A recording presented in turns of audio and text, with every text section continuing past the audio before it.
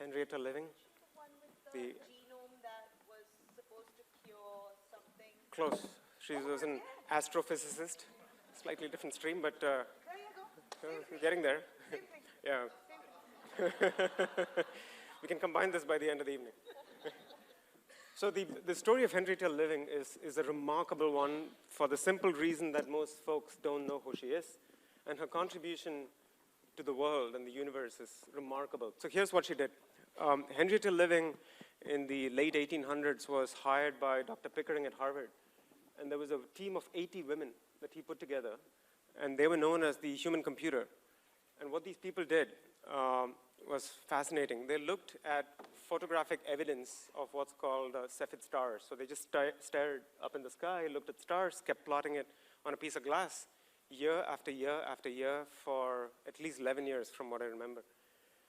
And then these women literally computed manually by hand the rate of the flicker, extrapolated it to the movement of the stars, and that led to Hubble looking at these things together, and he said, wait a minute, over the last 20 years, these stars have moved apart, which means that the universe is expanding. And the inverse of that is that if it's expanding, and if you contract it, it all started with a bang. That led to the Big Bang.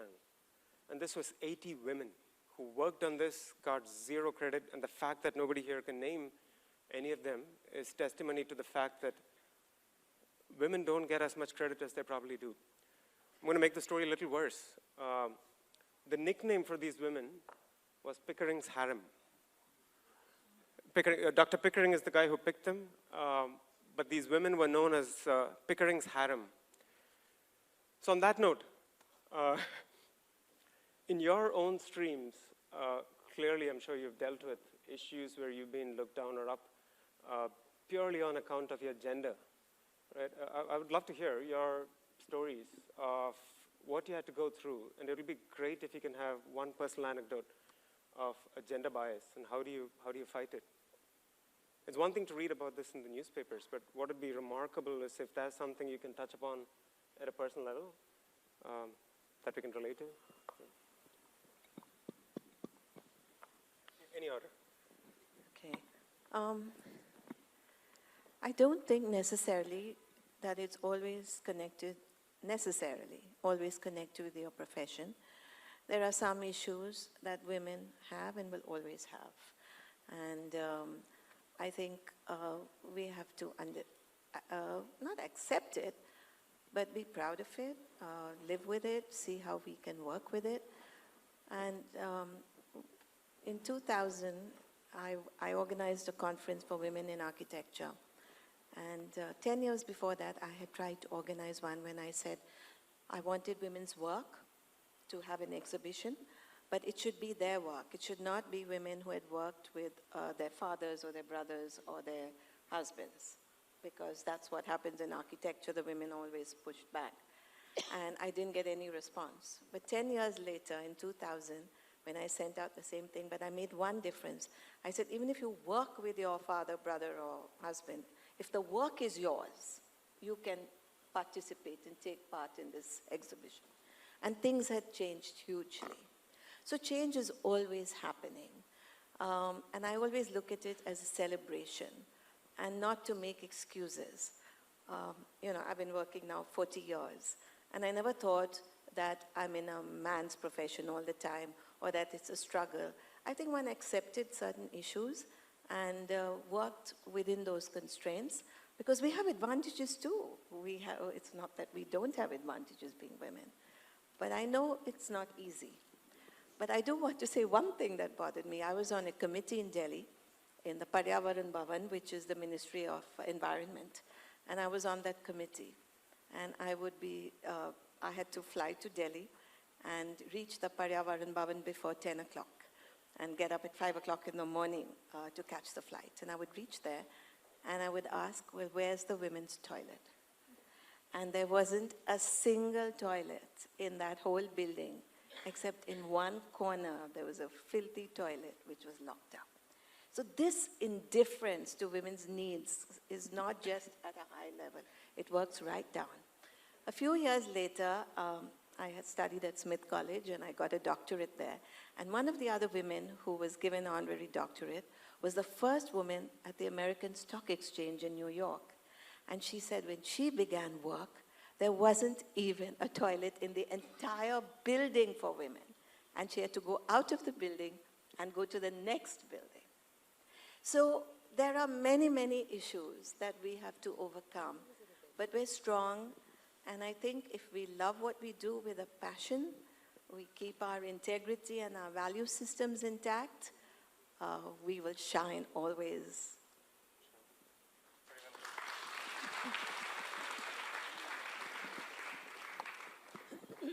Well, mine is a, physical field. So it's a field where I need to prove my prowess, my, skills, to convince my male commandos, the trainees, that, I can train you.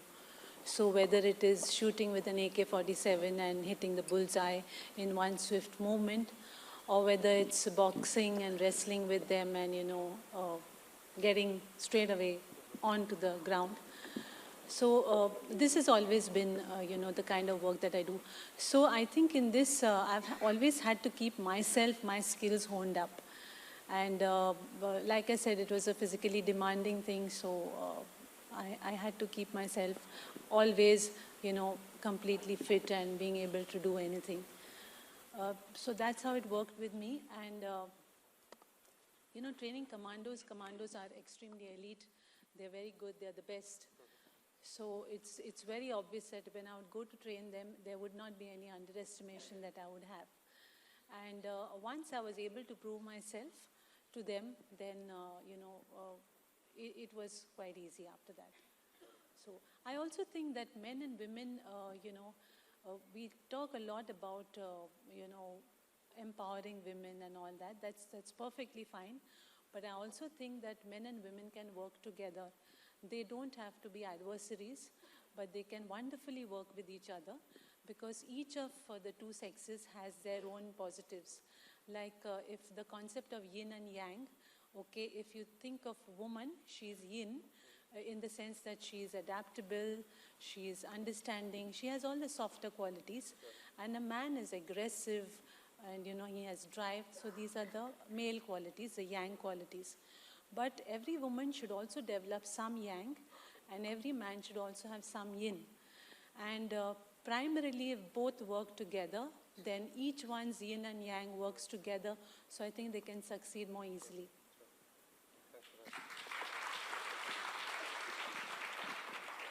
Well, I had it very tough. I'm not going to say, fight shy of saying that.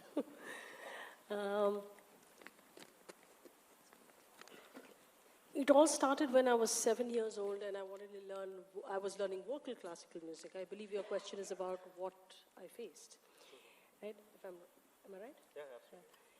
So, I was learning vocal classical music, and tabla was something, when I was singing, the rhythmic aspect came as if naturally to me.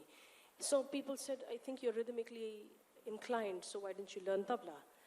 My brother was learning tabla, and when I requested his teacher to teach me, he said, "Tum to ladki ho, tumse nahi hoga." Straight away.